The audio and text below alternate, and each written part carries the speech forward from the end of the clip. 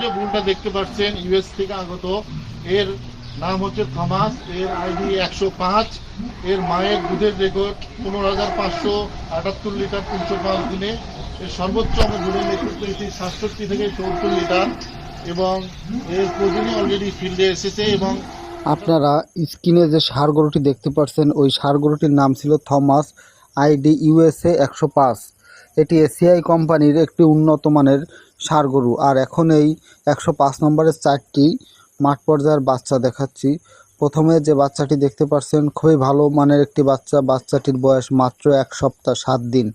বাচ্চাটি খুবই পছন্দের একটি বাচ্চা। এর পরবর্তীতে আরও একটি এই ইউএসএ 105 নম্বরের মাঠ পর্যায়ের বাচ্চা দেখতে পাচ্ছেন। বাচ্চাটি কিন্তু মুন্ডি কোয়ালিটির এসেছে। বাচ্চাটির বয়স কিন্তু মাত্র 10 মাস। এই 10 মাসে এই বকনা বাচ্চাটির গ্রোথ কিন্তু খুবই ভালো এসেছে। এই বাচ্চাটি পেয়ে মালিক কিন্তু খুবই খুশি। এর পরবর্তীতে ইউএসএ 105 নম্বরের আরও একটি মাঠ পর্যায়ের বাচ্চা দেখতে পাচ্ছেন।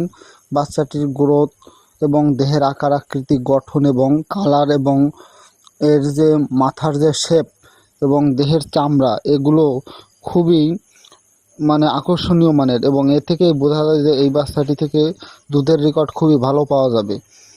এর পরবর্তীতে আরও একটি বাচ্চা দেখতে পাচ্ছেন। বাচ্চাটি কিন্তু বয়স মাত্র 8 মাস, এবং এই বাচ্চাটিও কিন্তু মুন্ডি কোয়ালিটির এসেছে।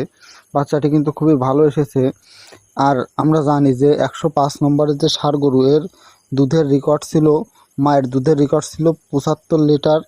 আপনারা যে ষাঁড় গরুটি দেখছেন তার নাম নেলসন, বুল আইডি 211 এবং বয়স 24 মাস, ওজন 620 কেজি, উচ্চতা 5 ফুট 10 ইঞ্চি।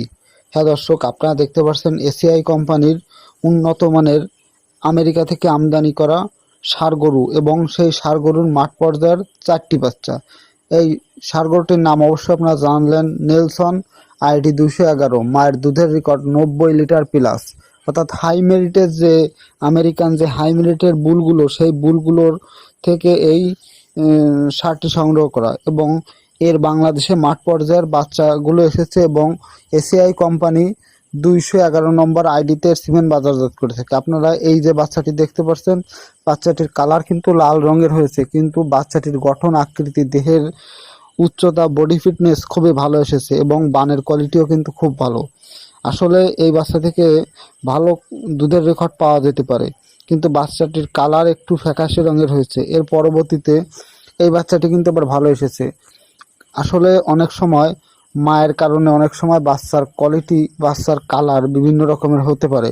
মায়ের গুণগত মান যদি ভালো হয় তাহলে অনেক সময় এই সকল সিমেন্টের মাঠ পর্যায়ের বাচ্চা কিন্তু খুবই ভালো আসে।